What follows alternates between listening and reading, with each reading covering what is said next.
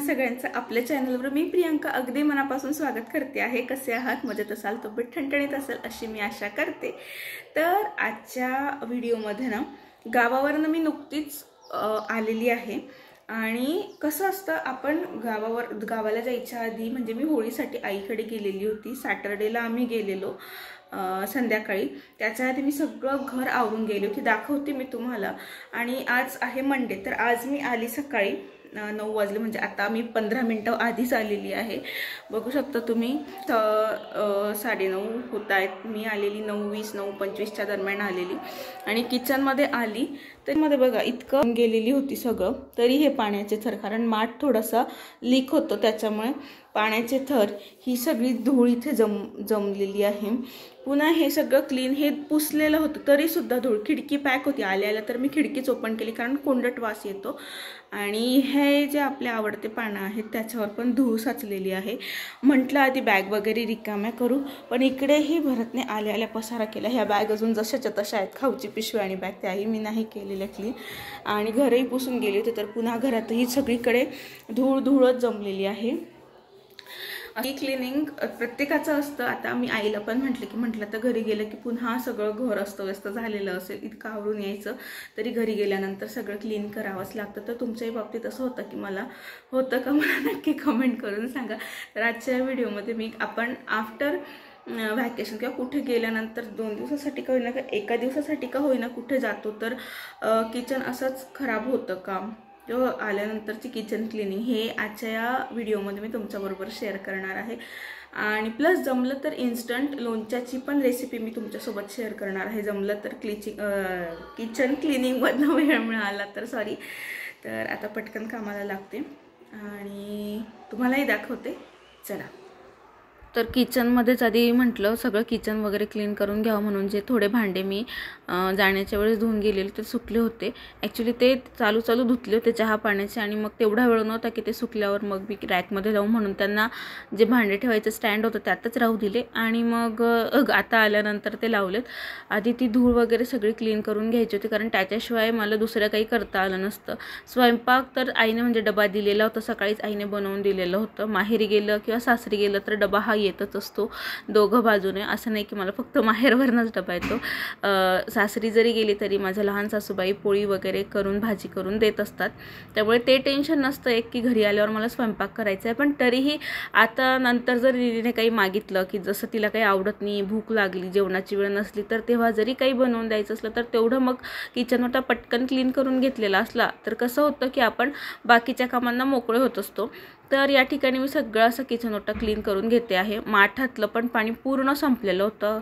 हा माठ यांनी आणलेला आहे, व्यवस्थित पाहून आणला आणि त्याच्यामुळे प्रॉब्लेम असा होतो तो इतका लीक होतोय माहीतच नाही। तर पण ठीक आहे, काही हरकत नाही, आता वापरत आहोत, थोडे दिवस वापरून टाकू म्हटलं। खूप छोटा पण आहे तो आणि त्याला नळ नसल्यामुळे मला तो जो माठ आहे तो नाही आवडत। आता सध्या त्याला धुवून घेते आहे। बरं, याच्यावर पांढरे डाग जास्त पडतात म्हणून मी काय करते की घासणीने घासते बऱ्याचदा माठ। तुम्हीही घासतात का घासणीने माठ? मला नक्की सांगा। म्हणजे खूप हलक्या हाताने घासते, कारण जर जास्त दाबून घासलं तर कसं माठाची जी माती आहे ती निघू शकते किंवा पूर्ण माठ अजून लीक होऊ शकतो। पण तरीही वरच्यावर मी त्याला घासून घेते, कारण बऱ्याचदा पाणी पाझरत असल्यामुळे चिकटपणा पण येतो माठाला, त्यामुळे जर आपण वरच्यावर घासणीने हलक्या हाताने घासलं ना तर तो चिकटपणा निघून जात असतो। त्याचबरोबर ते स्टँड आहे तेही मी स्वच्छ करून घेतलं, कारण त्याला पण पांढरे डाग पडतात स्टीलचं असल्यामुळे आणि ते काही चांगले दिसत नाही, म्हणून 1-2 दिवसानंतर ते व्यवस्थित घासूनच घ्यायचं आपण जर माठ असं ठेवत असू स्टँडवर तर। आता इथे जे पांढरे डाग पडलेले ते खूप बेकार दिसत होते। काळ्या फरशी म्हणजे काळ्या मार्बलचा जर किचन ओटा असेल तर त्याच्यावर हाच प्रॉब्लेम असतो की जे जे बोरचं पाणी असतं त्याचे डाग दिसायला लागतात लगेच. तेच डाग पाणी जसं माठातलं खाली लीक झालेलं होतं अगदी त्याच शेपमध्ये डाग पडलेले होते पांढरे आणि ते खूप मोठे मोठे दिसत होते. त्यामुळे मला सगळ्यात आधी तर तेच स्वच्छ करून घ्यावेसे वाटत होते. म्हणून मी माठ धुतला आणि लागोहात माठाखालची जे डाग पडलेले होते तेही क्लीन करून घेतले. बेसिनही लगेच स्वच्छ केलं. बोरच्या पाण्याचा हाच एक मोठा प्रॉब्लेम आहे की त्याचे पांढरे डाग सगळीकडे पडत असतात, पण ते आपल्याला वरच्यावर क्लीन करावे लागतात. आता तो थोडा माठही भरून घेऊ म्हटलं, म्हणजे माठ भरेल तोवर जे बाकीचे कामं आहेत ते होत राहतील. माठाकडे भरल्यानंतरचंही लक्ष राहील. आता याचं जे पाणी आहे ते पण 2-3 दिवसांनी मी चेंज करत असते. याच्यावर धूर बसलेली नव्हती, पण तरी पण म्हटलं की चला क्लीन करून घेऊ. म्हणजे वरच्या गोष्टी जे वस्तू असतात ना, भांडी वगैरे, त्याच्यावर एवढी धूळ नसते. पण मग खिडकी पण लावून जातो. पण काय होऊन जातं, वरती पण एक खिडकी आहे, मी मागे एकदा दाखवली होती. तर त्या खिडकीतनं हवा आली ना, आजूबाजूला मोकळे, मग हवा आली की त्यातनं धूर येतच असते. हॉलला एंट्रन्सच्या जवळ पण ओपन खिडकी आहे, तिथे असं काही स्लाईड वगैरे काहीच नाही आडोसा की जेणेकरून जाळी वगैरे असती तर हवा जरी आली तरी धूळ आत येणार नाही. मग त्याच्यामुळे हा प्रॉब्लेम होतो की बाकी सगळं खिडक्या पॅक केल्या तरी ह्या ज्या ओपन छोट्या छोट्या विंडो आहेत त्यातनं जी धूळ आहे ती आतमध्ये येते आणि ती सगळ्या मग वस्तूंवर म्हणा किंवा मग किचन ओट्यावर म्हणा याच्यावरती बसतच असते.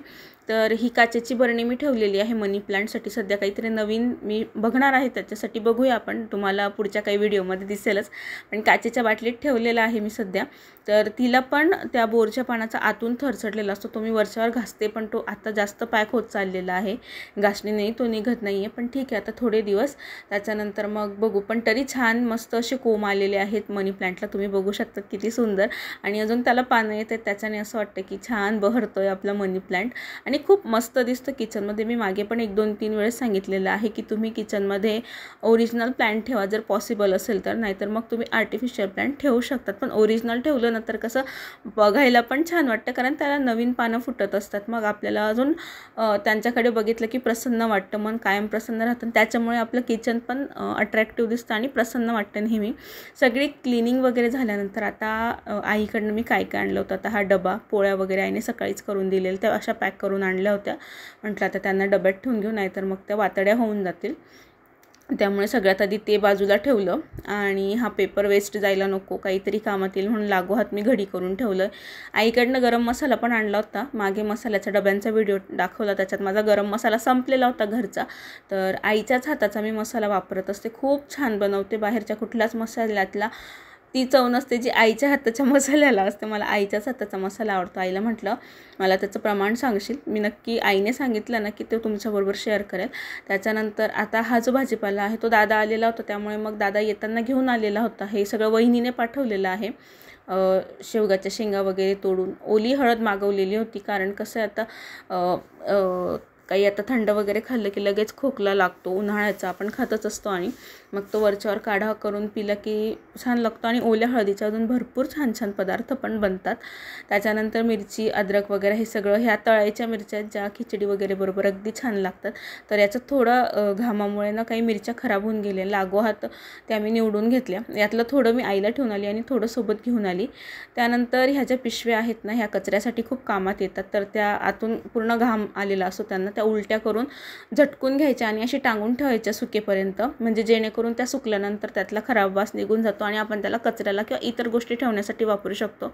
आत्ता इथं मी तुमच्याबरोबर लोणच्याची रेसिपी शेअर करते आहे. एकीकडे निधीसाठी वेगळी भाजी लावली शेवगाच्या शेंगा, तिला प्रचंड आवडतात म्हणून. एकीकडे शेंगा होत आहेत, तोपर्यंत म्हटलं तेल तापवून घेऊया.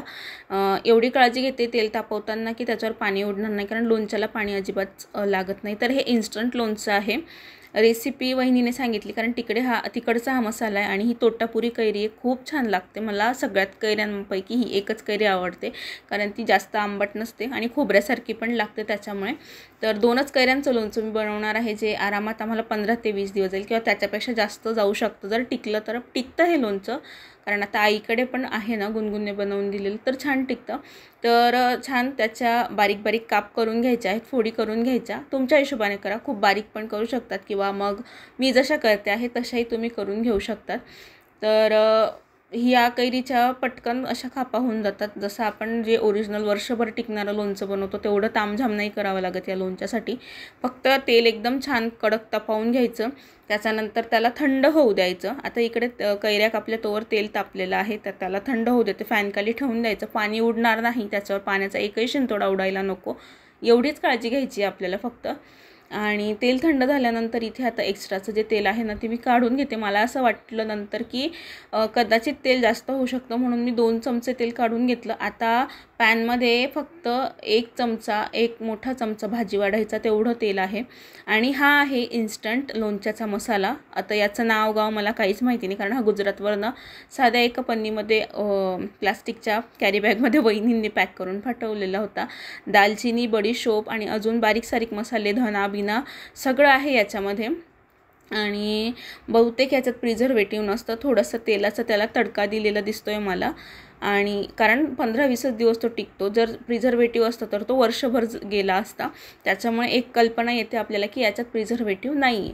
तेल थंड झाल्यानंतर हा जो सगळा मसाला आहे तो आपल्याला तेलामध्ये टाकून द्यायचा आहे आधी, आणि अगदी व्यवस्थित मिक्स करून घ्यायचा. बघा, आधी तेल काढलं त्याच्यामुळे अंदाज आला की आपण काढलेलं तेल बरं झालं काढून घेतलं, नाही तर एक्स्ट्रा तेल झालं असतं लोणच्यामध्ये, जे चांगलं नाही लागत. लोणचं खाताना ठसका येऊ शकतो.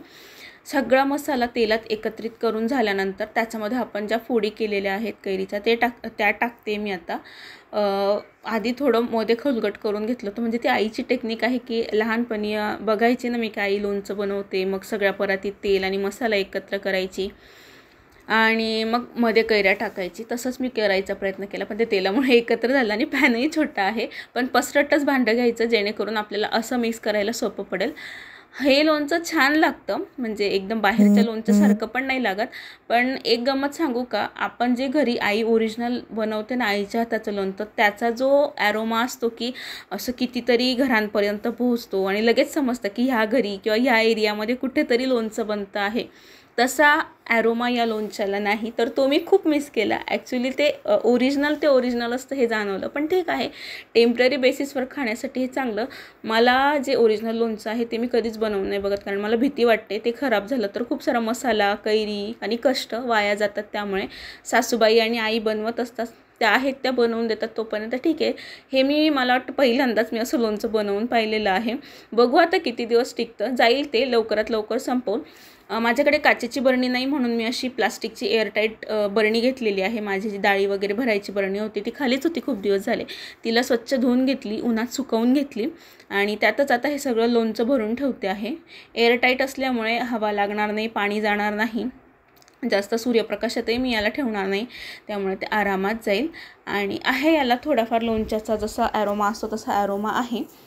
आणि बघू आता हे मुरल्यानंतर जास्त छान लागतं. सुरुवातीला थोडं कडू लागतं हे, पण जसं जसं ते जुनं होत जातं लोणचं तसं तसं त्याची जी चव आहे ती छान लागायला लागते. पण तोवर लोणचं संपण्यात आलेलं असतं.